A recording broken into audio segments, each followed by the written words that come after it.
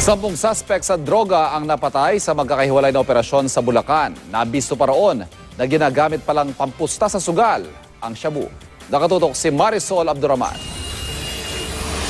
Ito ang aktwal na video ng operasyon kontra droga ng Giginto Pulis sa Bulacan. Hindi nakalusot ang umano'y drug runner na si Barry Tuason. Sabi ni Tuason, ang mga shabong ito ginagamit na pangpusta sa sugal. Kahit sa sugal po, pusoy, madyong, pag wala na silang pera, ay na po binabayad nila.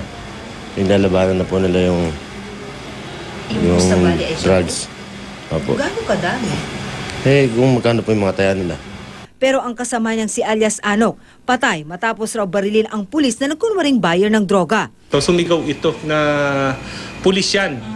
So nung time na yon, biglang naglabas ito ng barel. Itong si Anok.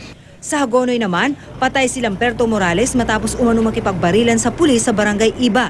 Isisilbi raw dapat ng pulisya ang warrant of arrest kay Morales. Kaugnay sa kasong droga pero nanlaban umano ito. Ang sinasabing katransaksyon dapat ni Morales na si Lauro Reyes alias Lupin napatay din.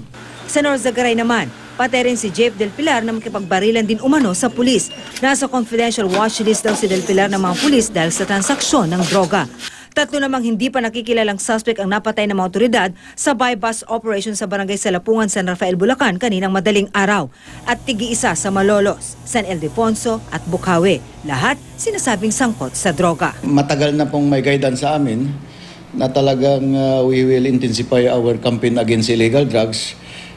Sa kabuuan, 10 ang napatay at 8 ang naaresto ng Bulacan PNP sa magkakahiwalay na operasyon sa loob lamang ng 14 na oras. Bagamat puspusan ang kanilang operasyon kontra droga, nananawagan ang mga otoridad sa mga sangkot sa droga na sumuko na lang. Marisol Abduraman, Nakatutok, 24 Oras.